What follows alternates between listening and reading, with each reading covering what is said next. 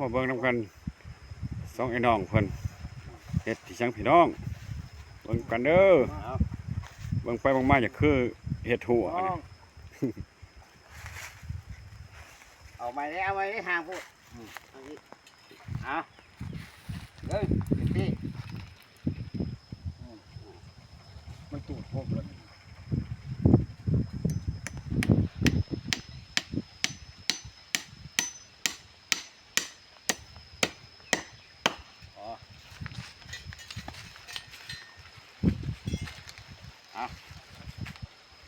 งานนี้งานมานี้แล้วก็ดึงต่อเอ้ามันจะจ้องเนาะตัวนี้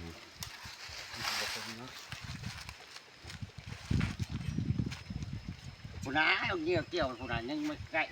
เอาไรมือคนมือเจ็บได้บ่สิ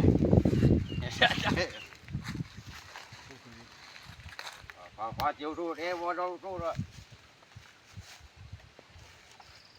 เป็นผมแล้วเหรอ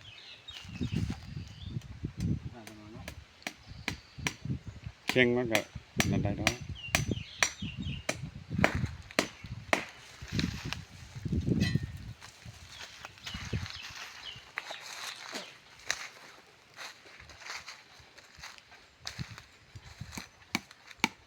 เอากงใหม่เห็ดลักเลยเนาะปัจจุบันจะลงพื้นงานเนาะแต่เก่าน้ำเก็บไหนมันเหี่ยข้าวลงพื้นงานหมดแล้วบักนี่เข่งบักเทิงเข่ง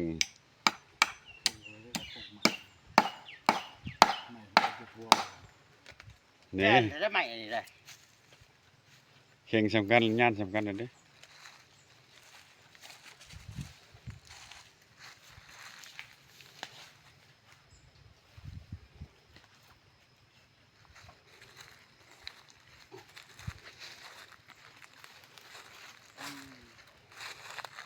บ่ได้แนวมีแต่เข่งใส่บักนี่แนวเข่งใส่บักนี่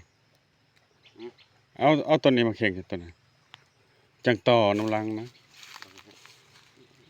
มันเราไม่เคยเห็นเข่งอะไรวะบ่ได้นะแนว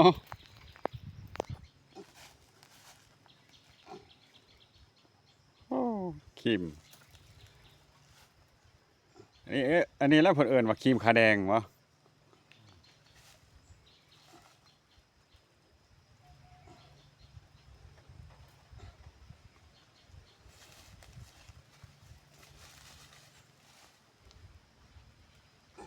คนที่นะ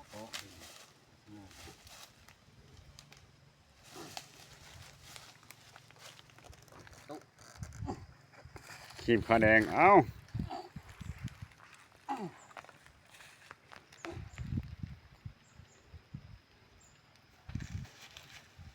เอายังตัดมันนะเอามือนี่ตัดต่อใส่พลังอะไรเนี่ยมือตัดเลยเผลอเอาแขวกัดแล้วนี่เนาะ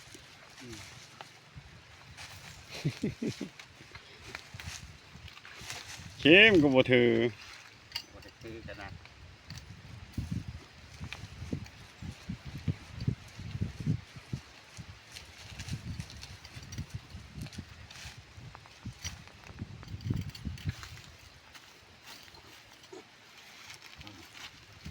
เขาไม่อีก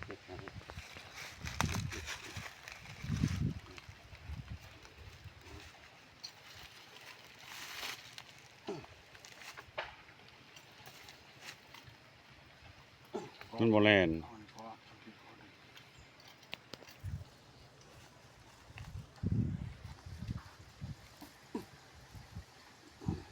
ตู้ตีจ้ะได้แล้วนะแนวมันแล้วใส่ลักอยู่ฮะเรียบร้อยวิธีต่อน้ำมักจับของสร้างแนว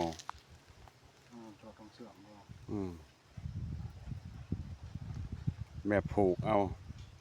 รับประกันคุณภาพ100%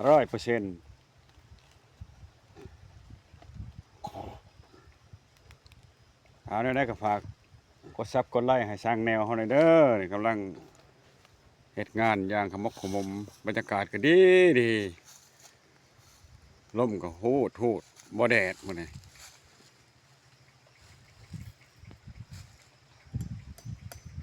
บ๊ายบาย